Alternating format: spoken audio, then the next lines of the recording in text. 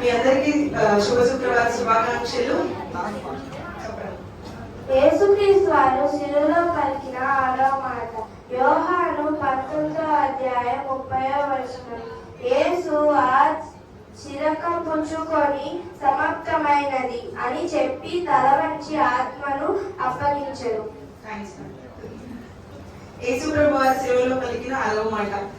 ప్రతి సంవత్సరం మన చర్చ్ లో కొత్తగా అన్ని ప్లాన్ చేస్తున్నాము. ఈసారి పిల్లలందరూ చాలా చక్కగా చెప్పారు. సో మీ అందరికీ చాలా థ్యాంక్స్. యోహాను 19:30 యేసు ఆ చెరకు పుచ్చుకొని సమాప్తమైనదని చెప్పి తల వంచి తన ఆత్మను అప్పగించెను. మామూలుగా మన జీవితంలో మనం ఈ మాటకి అసలు మొదట అర్థం ఏంటంటే, అంటే దీని మీనింగ్ ఏంటంటే, ఇది ఒక విజయ వాక్కు. దేవుడు తన తండ్రి తనకి ఇచ్చిన పనిని కంప్లీట్ గా ముగించారు. సగం ముగించారా?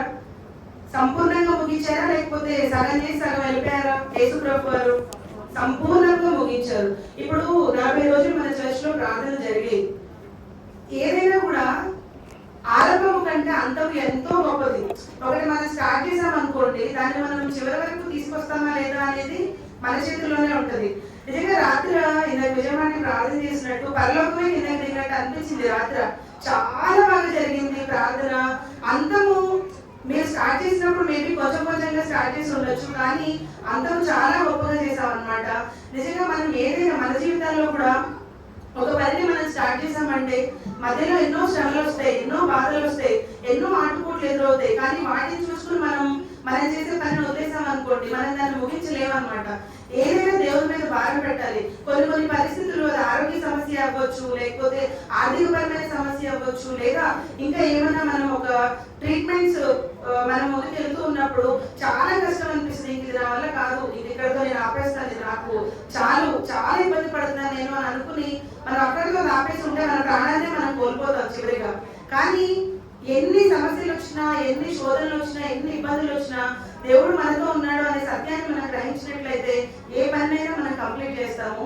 ఒక ఎగ్జాంపుల్ నేను చెప్తాను. ఆయన ఈ లోకానికి ఎందుకు వచ్చారు అంటే, నశించిన దాన్ని వెతికి రక్షించడానికి కోసం మనుష్య కుమారుడు ఈ లోకానికి వచ్చాడు. అంటే ఇప్పుడు మనం ఏదైనా షోరూమ్కి వెళ్తాము, అన్నిట్లో బెస్ట్ డ్రెస్ మనకి నచ్చింది మనం వేరుకుంటాం అనమాట. తర్వాత ఇప్పుడు వంకాయలే కొనుక్కుంటాం అనుకోండి, పుచ్చిపెట్టిందని మనం తీసుకుంటామా? టమాటా, కుళ్ళిపోయిన టమాటా మనం తీసుకుంటామా? మనం తీసుకోం. మనకి ఏదైనా బెస్ట్ కావాలి. కానీ దేవుడు అట్లా కాదు. నశించిన దాన్ని వెతికి రక్షించ, నీలో ఎంత కుళ్ళున్నా, నీలో ఎంత పాపమున్నా, నీలో ఎంత ఘోరమైనటువంటి భావన నీలో ఉన్నా కూడా ఆయన దాన్నే వెతుక్కుంటూ వచ్చాడు. మన బైబిల్లో ఇంకొక వాక్యం ఉంది, రోగికే వైద్యుడు కానీ ఆరోగ్యవంతుడికి వైద్యుడు అక్కర్లేదు. ఇప్పుడు మనకి హెల్త్ బాగున్నప్పుడే హాస్పిటల్కి వెళ్తాం, కానీ అన్ని బాగున్నప్పుడు వెళ్తామా? మనం వెళ్ళాం. కాబట్టి దేవుడు కూడా ఎవరైతే నశించిపోయారో, ఎవరైతే తప్పిపోయారో, ఎవరైతే దేవుడు పెట్టినటువంటి ఆజ్ఞలన్నింటినీ మేపుతున్నారో వారిని కాపాడడానికి దేవుడు ఈ లోకానికి వచ్చారు. ఇది ఈ యొక్క కేక అనేది ఒక పరాజయం కాదు. మామూలుగా ఇప్పుడు గేమ్స్ జరుగుతుంటాయి, గెలిచినవాడు అరుస్తాడా, ఓడిపోయినవాడు అరుస్తాడా? గెలిచినోడే అరుస్తాడు. మనం కూడా అంతే. ఏమన్నా ఒక పని ఇచ్చినప్పుడు మనం చేసామనుకోండి, ఇప్పుడు మన తల్లిదండ్రులు ఒక పని ఇస్తారు, ఇది చేయండి నాన్న అని అంటారు. మనం దాన్ని పిచ్చిగా చేస్తామనుకో, లాస్ట్ ఫైనల్ అవుట్పుట్ పిచ్చిగా వచ్చింది అనుకో, మనం చూపించడానికి కూడా ఇష్టపడం. అదే నువ్వు నిజంగా అమ్మొచ్చేలోపు ఇల్లంతా ఉడ్చేసి, బట్టలన్నీ మడత పెట్టేసి, నీళ్ళన్నీ పట్టేసి పెట్టామనుకో, అమ్మ చూసుకో ఎంత బాగా చేశాను అని చెప్పి అంటాం. అదే చేయలేదనుకో, ఓరి బాబాయ్ మా అమ్మ వస్తుందిరా బాబు, ఎక్కడో చోటు వెళ్దాం అని చెప్పి అనుకుంటాం. సో అట్లనే ఈ దేవుడు కూడా ఈ కేక అనేది విజయంతో వేసిన కేక. ఆయన గెలిచాడు కాబట్టి, తన తండ్రి తనకి ఏదైతే ఇచ్చాడో ఆజ్ఞ ఆయన నెరవేర్చాడు కాబట్టి ఆ సంతోషంతో వేసిన కేక ఇది విజయపు కేక. దేవుడు ఇప్పుడు ప్రజలు ఎందుకు ఆయన శిలువలో యాగం అవ్వాల్సి వచ్చింది? మనం చేసిన పాపం నిమిత్తము దానికి విమోచన క్రయముగా ఆయన తన ప్రాణాన్ని శిలువలో బలి చేశారనమాట. ఇప్పుడు ఆయన ఒకసారి కదా శిలువలో బలి అయ్యాడు, మన పాపాల కోసమే కదా ఆయన బలి అయ్యాడు. కానీ నువ్వు మరల అదే పాపానికి పోయావనుకో, తాగుబోతున్నాడు, తాగడం మానేశాడు, అక్కడితో మానేసేయాలి. ఇంకా సిగరెట్ తాగేవాడు ఉన్నాడు, అక్కడితో మానేయాలి. వ్యభిచారం ఉన్నాడు, నేను దేవుడి సన్నిధికి వచ్చాను, ఇంకా నేను వ్యభిచారం చేయను అనుకున్నప్పుడు దానికి అక్కడితో సమాప్తి పలకాలి. కానీ మన జీవితంలో అట్లా కాదు. అంత బాగున్నప్పుడు, మన ఆరోగ్యం బాగున్నప్పుడు, ఆస్తిపాస్తులు ఉన్నప్పుడు, అంతా ఉన్నప్పుడు దేవుడు మనకు గుర్తుకు రాడు. ఎందుకు? దేవుడి దగ్గరికి వెళ్తే కఠినమైన ఆజ్ఞ ఉంటుంది. నువ్వు లోకంలో తిరగొద్దు, నువ్వు సినిమా హాల్కి వెళ్ళొద్దు, నువ్వు మందు తాగొద్దు, నువ్వు స్నేహితులతో తిరగద్దు అని చెప్పి ఉంటుంది, అది మనకి నచ్చదు. ఇక్కడ నేను యవనస్తులకు ఒకటే చెప్పాలనుకుంటున్నాను, అనుకున్నది నాన్న మీకే చెప్తున్నాను. ఇప్పుడు మీ తల్లిదండ్రులు చెప్పే మాటలు మీకు కఠినంగా అనిపించవచ్చు. అంటే ఎందుకు మా అమ్మ ఇంట్లో ఉండమని చెప్తుంది, మా నాన్న ఎందుకు ఇంట్లో ఉండమని చెప్తున్నారని చెప్పి మీకు అనుకోవచ్చు. కానీ దానికి వచ్చే జీతం అనేది మీకు చాలా చాలా చాలా చాలా హ్యాపీగా ఉంటుంది. ఇప్పుడు నువ్వు పాపాన్ని విత్తావనుకో, మనం ఇప్పుడు మొక్క ఒకటి పెడుతున్నామండి, టమాటా మొక్క పెడితే టమాటానే వస్తుంది, పచ్చిమిర్చి పెడితే పచ్చిమిర్చే వస్తుంది. అట్లా నువ్వు పాపం అనే విత్తనాన్ని విత్తావనుకో, నీకు వచ్చేది కూడా ఏమొస్తుంది? పాపమే వస్తుంది. ఇంకొకటి దేవుడు ఇంకొకటి చెప్తున్నారు, పాపానికి వచ్చే జీతం ఏంటి మనకి? మరణం. అలాంటి మరణాన్ని అసలు ఒకడు సమస్తంలో లోకమును సంపాదించుకున్నారు, ప్రాణాన్ని పోగొట్టుకునే వాడికి ఏం ప్రయోజనం? ఇంత ఆస్తుంది, ఇంత ఐశ్వర్యం ఉంది, ఇప్పుడు మనం దేవుని సన్నిధిలో ఉన్నాం, మన మనసు ఏంటి? నీకు ఎన్ని బాధలున్నా, ఎన్ని అప్పులున్నా, ఎన్ని ఫ్యామిలీ ప్రాబ్లమ్స్ ఉన్నా, హెల్త్ ఇష్యూస్ ఉన్నా, ఈ ఉన్న 2 గంటలు మర్చిపోతావు. ఆరాధన జరుగుతుంది, పాటలు పాడతారు, ప్రార్థన జరుగుతుంది, దేవసేవకుడు వాక్యం చెప్తారు. ఒక్కొక్కసారి ఏంటి అయ్యగారు నా కోసమే చెప్పారా అనిపిస్తుంది. నువ్వు బాధలో ఉన్నట్టు కూడా ఆయనకు తెలియదు, నువ్వు అసలు నీ మనసులో ఏ వేదన పడుతున్నావు కూడా ఆయనకు తెలియదు. కానీ డైరెక్ట్ గా దేవుడు నీతో మాట్లాడతాడు. ఆయన వాక్యము 2 అంచులు కలిగిన ఖడ్గము అంటది.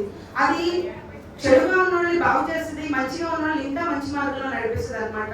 సో నేను చెప్పదలుచుకున్నది ఏంటంటే, మన జీవితంలో మనం ఎన్నో పాపాలు చేసి ఉంటాము.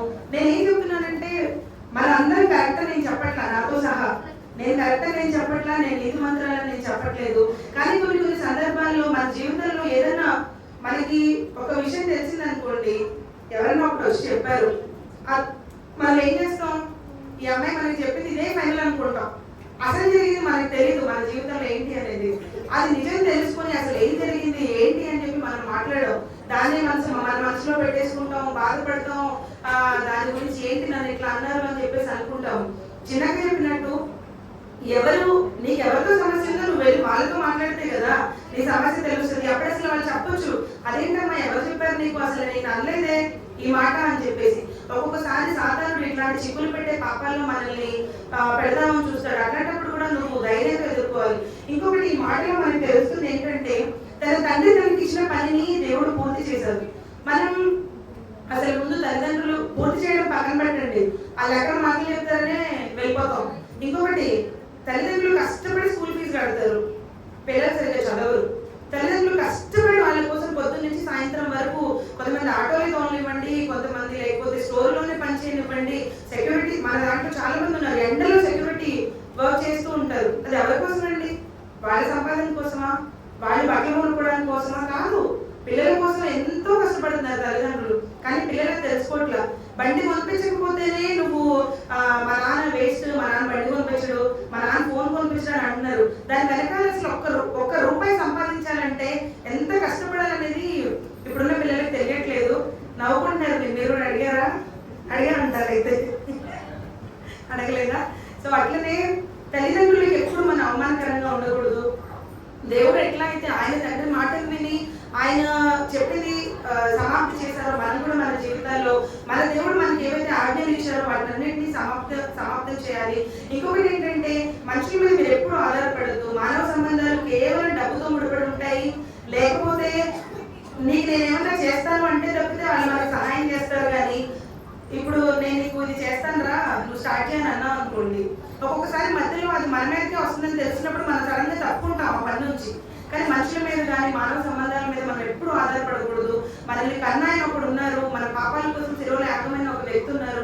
ఆయన కోసం మనం జీవించాలి, ఆయన కోసం మన ఈ లోకంలో మన యొక్క పనిని మనం సమాప్తం చేయాలి. మనం ఏం చేస్తున్నాం? ఆ రోజు శిలువలో ఆయన ఈ 7 మాటలు కలిగిన తర్వాత సువార్త లేదు, ఇంకా అప్పటితో సువార్త క్లోజ్ అయిపోయింది. ఎందుకంటే ఆయన చనిపోతారు, ఆరోహణమై పైకి వెళ్ళిపోతారు. ఆ తర్వాత నుంచి సువార్త ప్రకటింపబడలేదు. ఇది అప్పుడు ఎవరి బాధ్యత? మనందరి బాధ్యత. ఎవరైనా ఫర్ ఎగ్జాంపుల్ ఇప్పుడు ఆంటీ వాళ్ళ పాపం ఆంటీ కానీ విజయం ఆంటీ ఉంటారు, వాళ్ళు ఇంకేదో తీసుకుని వెళ్తా ఉంటారు. ఎవరో ఎదురవుతూ ఉంటారు, అమ్మ దేవుడు గొప్పవాడు, దేవుడు మిమ్మల్ని మీకు ఏదో బాధలు ఉంటే దేవుడి దగ్గరికి రండి, మా సంఘం అంతా ప్రార్థిస్తుందని ఒక్క మాట మనం పలికినప్పుడు అది కొంతమందికి ఒక ధైర్యాన్ని ఇస్తుంది అనమాట. సో మనకి వీలైనంత చదువు వచ్చినా చదువు లేకపోయినా మాటలైతే మనకు వచ్చినా, గొడవ పడమని బూతులు లేకమని బూతులు మనకు ఎవరైనా నేర్పించారా? బూతులు స్కూల్ ఏం లేదు. కానీ మనం నేర్చుకున్న ఎందుకు? వినడం వల్ల మనకి ఇవన్నీ వస్తాయి. సో వినటం వల్ల విశ్వాసం వస్తుందని కూడా దేవుడు చెప్పారు.